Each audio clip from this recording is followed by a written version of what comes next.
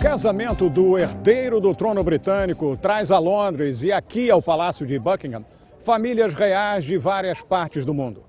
É a ocasião de se perguntar, em pleno século XXI, faz sentido um regime de governo, a monarquia, baseado não em talento, em qualificação ou escolha popular, mas em privilégio de berço?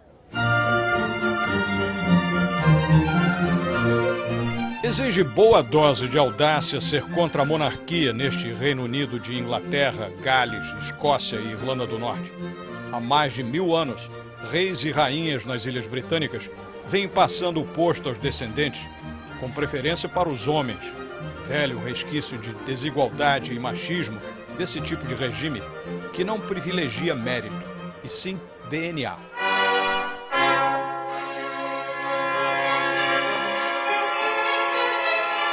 O país só viveu sem monarcas durante 11 anos, no século XVII, quando Oliver Cromwell e suas tropas fizeram prevalecer temporariamente a vontade do parlamento sobre a do rei Charles I. The office of king is now abolished. Long live Parliament. O rei quis exercer mais poder do que o parlamento lhe concedia. Foi julgado por traição e perdeu a cabeça. Foi executado naquele prédio ali bem em frente.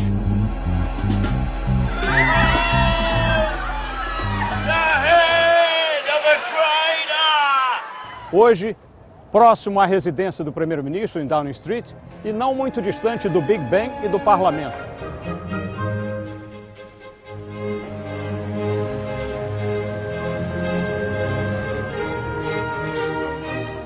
Quem se opõe à monarquia aqui hoje, ao menos se consola com o fato de que o soberano britânico agora reina, mas não governa.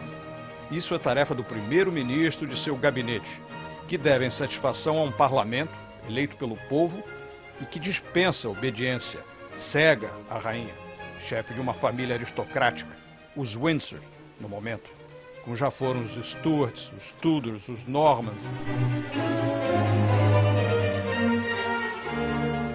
O primeiro-ministro encontra a rainha uma vez por semana no Palácio de Buckingham. Prime Minister, Your Majesty. E informa a soberana dos assuntos do governo. Apenas uma tradição, porque ela não interfere. No máximo, compartilha uma ou outra opinião com base em sua experiência de 6 décadas na função. Como observou um historiador, é difícil imaginar Margaret Thatcher aceitando lições de economia de Elizabeth II. A lot of the political power of a monarch is a form of negative power. So the worst thing you can say about a Prime Minister in Britain is that he is behaving in a presidential way. Or that, we heard this a lot about Tony Blair when he was in office, or that they are somehow or other getting a little bit too above themselves, that they are becoming presidential, that they are becoming like a head of state. Now that, obviously, is because we have a head of state, which is the monarch. It acts as a way of keeping politicians slightly, if you like, in their place. One of our great writers, George Orwell, in the 1940s, said that this system means that maybe we would never have a Stalin or a Hitler, because it sort of denies power to over-ambitious politicians. In this country, the Queen is, as you say, the head of church, and therefore she makes all appointments to the church. But she's also the head of state and therefore makes all appointments to the state, so she would appoint the Prime Minister and all ministers. And if she refuses to do so, there's nothing that anybody can do about it, without Parliament actually getting rid of the monarchy. It doesn't happen in practice, but it could happen. It could happen, and it has happened. It has happened. I mean, it's very rare, and certainly in sort of modern, and I'm talking in the last 30, 40 years, it doesn't really happen very often. But the Queen has, for example, appointed Prime Ministers of her own choosing. And this happened because the Conservative Party back in the 50s and 60s didn't have internal elections for leader. People kind of emerged, through backroom deals. And there were 2 Prime Ministers who were appointed by the Queen on the advice of people that had no business advising her. And that caused some concern within the Tory party, which is why they then chose to start electing their leader, so it was absolutely clear who it should be. But I mean, if she could dissolve Parliament, and there's nothing that anyone can do about it, she could sack the Prime Minister, she could appoint anybody else as Prime Minister, and she can refuse to allow a law to go into, to go onto the statute books. So there's all these things that she could do. She's unlikely to do it. I think the danger is that someone like Charles, for example, as king, may be tempted to at least threaten in private to use some of these powers.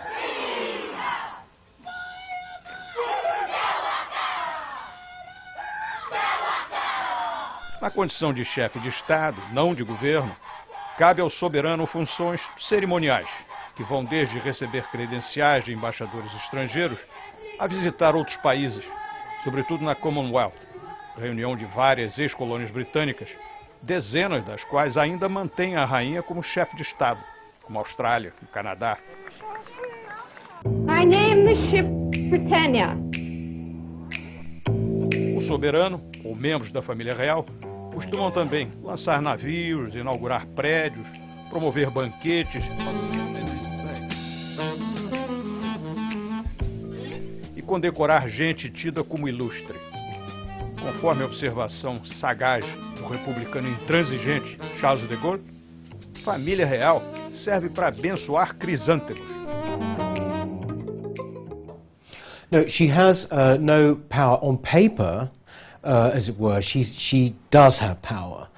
She has the royal prerogatives and all the rest of it. But the fact is that in reality, those powers have not been used by a monarch for many, many years. They're all actually invested in the Prime Minister. So her power, if you like, is a symbolic one. It is what has been called the dignified part of the Constitution. But she does not make laws, she does not write that speech when she makes it from the throne, and typically if she were to come to Brazil or to any other country and she is on a trip, all her speeches would have been written by the foreign minister, the foreign office here in Britain.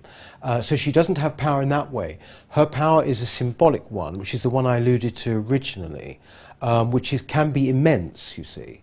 And so therefore, I think it's true to say that the majority of British people don't think of the Queen or the monarch in political terms. They know she doesn't have power. That's not necessarily the reason that they would want her. Os monarcas dessas ilhas mantêm fama, mas perdem poder desde 1215, quando o rei João, conhecido como João Sem Terra, teve de aprovar a Magna Carta, sob pressão dos nobres interessados em limitar a autoridade do soberano, principalmente o incômodo hábito real de aumentar impostos toda vez que ele queria fazer guerra ou matar infiéis em cruzadas. Restrições crescentes ao poder monárquico ao longo dos séculos acabaram levando o público britânico, defensor ferrenho de princípios democráticos, a se acostumar com a presença de uma família que vive em luxo nos vários palácios neste país, com vários membros privilegiados, ganhando do Estado sem trabalhar. São sustentados com a verba de uma lista civil que o governo atualiza todo ano. Rendimentos extras vêm de impostos, como os que as terras no país de Gales geram para Charles, príncipe de Gales, herdeiro do trono.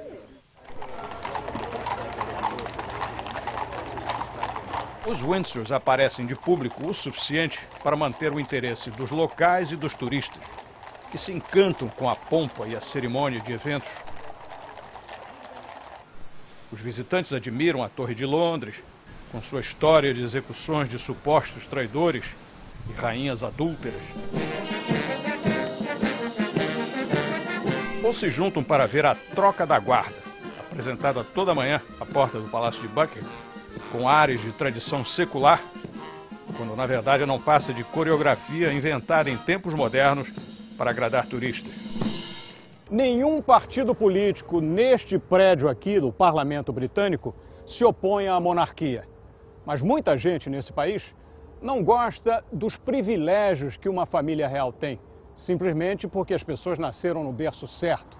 Em períodos de austeridade econômica como o atual, esse ressentimento se agrava.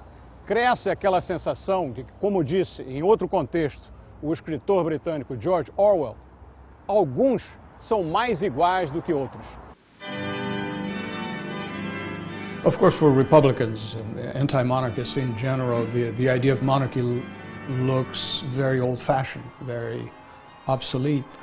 But then you look at some of the countries that still have a monarchy today, from Britain to the Netherlands to Scandinavia, and these are very modern countries. So it looks anachronistic, but at the same time you're dealing with countries that are very modern. So there's no contradiction there then.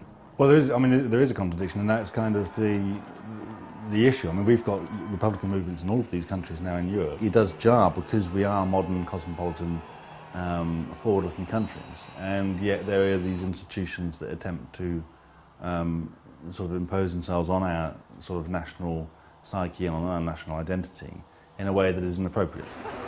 Antimonarquistas existem neste país, mas fazem parte de uma minoria mais excêntrica do que crentes em vida extraterrestre, vegetarianos ou defensores da teoria de que a Terra é plana. Um republicano militante assegura que um simpatizante da causa, clandestino até o momento por conveniência profissional, é o ator Colin Firth, que interpreta o Rei Gago no filme recém-lançado.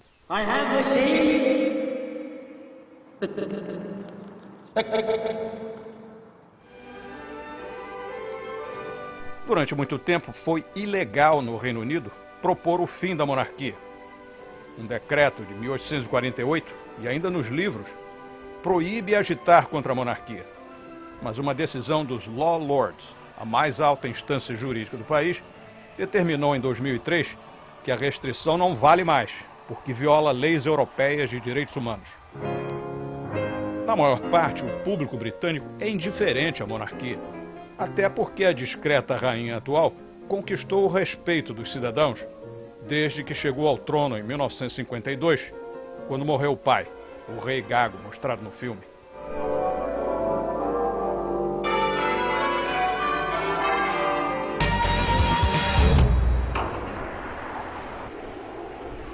Uma sondagem de opinião feita em março para a revista Prospect revelou que só 13% dos britânicos defendem o fim da monarquia. A instituição não costuma perturbar a condução dos negócios públicos e atrai turistas. Incomoda quando alguém da família real se mete onde não deve. Foi o caso recente do príncipe Andrew, duque de York, quarto na linha de sucessão ao trono, acusado nos documentos Wikileaks de abuso de sua função como promotor de negócios para o Reino Unido e de seus negócios à parte. Outro que vive sob pedradas do público é o príncipe Charles, que em sua gafe mais recente agiu nos bastidores para anular uma concorrência de arquitetura. Ganha pelo conceituado arquiteto Richard Rogers, coautor do Museu Pompidou Beaubourg, em Paris, e da seguradora Lloyds, em Londres.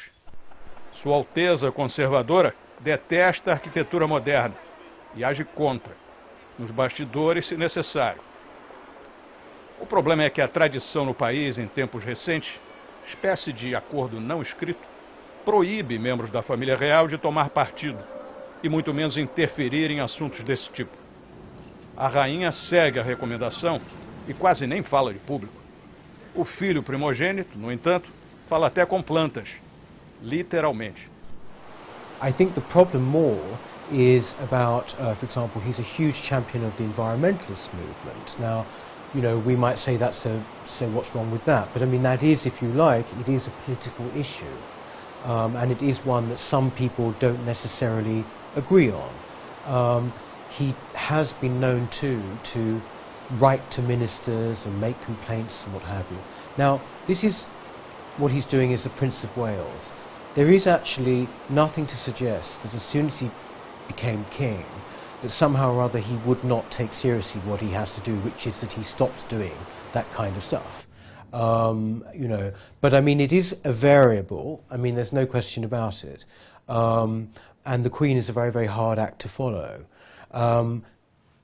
My own feeling, for what it's worth, is that one way around it would be to have Prince Charles become king, and he'd probably be called George VII, you know, to get some continuity going with the Queen's father, George VI.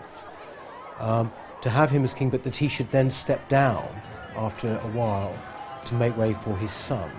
And William is a different matter altogether because he is extremely popular, and I think that would be good for the monarchy.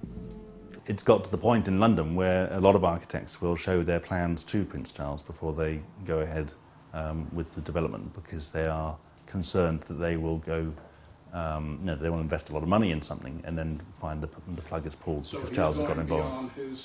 He's going way beyond his remit. I mean, he does this on a whole range of issues. He lobbies on national health. You know, he asks the government to spend money on treatments that he favours over conventional treatments.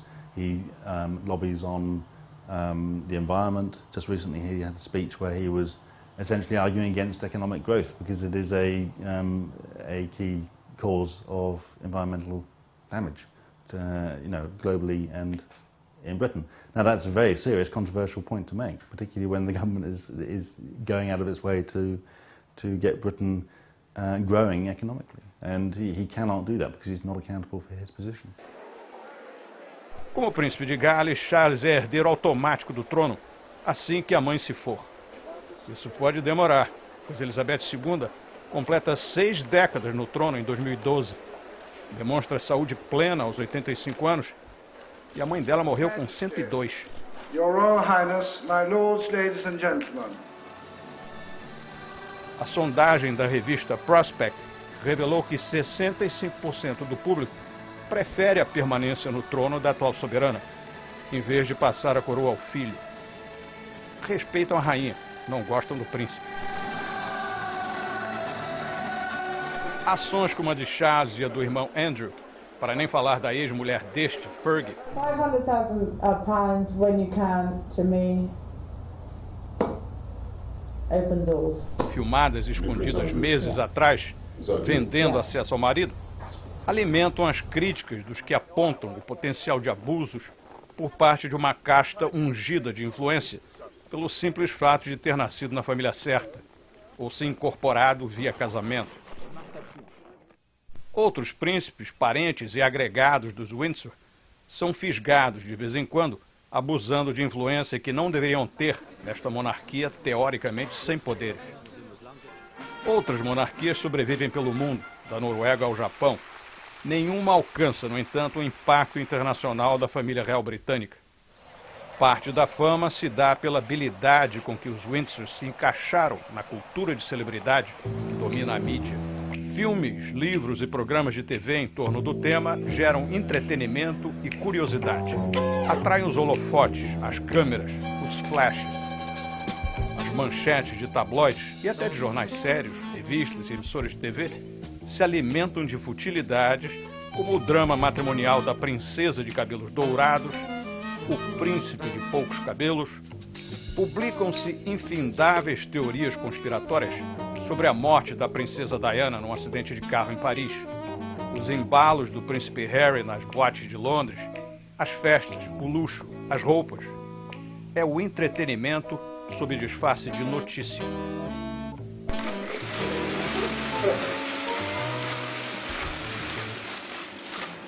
Sem esquecer, claro, do apelo popular do momento, o casamento do príncipe William com a plebeia Kate Middleton. Por sorte, ela não é católica, ou eles não poderiam se casar. Se insistisse, ela perderia o direito ao trono. Há séculos existem restrições contra consortes católicos, ou papistas, como diz o decreto. Desde Henrique VIII, o soberano é também chefe da Igreja Anglicana. Pode se casar com judeu, com muçulmano, com hindu, budista, seguidor de Iemanjá, ateu, só não pode ser católico. Lembranças de períodos sombrios de guerras religiosas. There is discussion about changing those things, and I think they will change, simply because they are anomalous. They make no sense at all. They were born of a totally different time. But also, perhaps just as importantly or more importantly, I think also will change will be the idea that it is the eldest son who succeeds. So, you know, if Prince Charles and Diana had had a daughter before William and Harry, there would be a very strong case for her, for saying that she should then be the monarch. Just as At if the moment, still not at the case. moment it's still sons only. But I think that you'll find that over the next 20, 30 years, those things change. The British Constitution, which is, we call it the British Constitution, but it's actually, as I'm sure you know, not written down anywhere. It's tradition. We make it up as we go along. And the thing is that therefore these things change very slowly. But I don't think there is any way that those sort of anomalies could be defended. I took her up somewhere nice in Kenya and proposed. Existe uma expectativa de que, quando William se tornar rei, depois da morte da avó e do pai, primeiro na fila do trono, ele apoie mudança nesta discriminação anticatólica. E também na tradição de preferência pelo filho homem.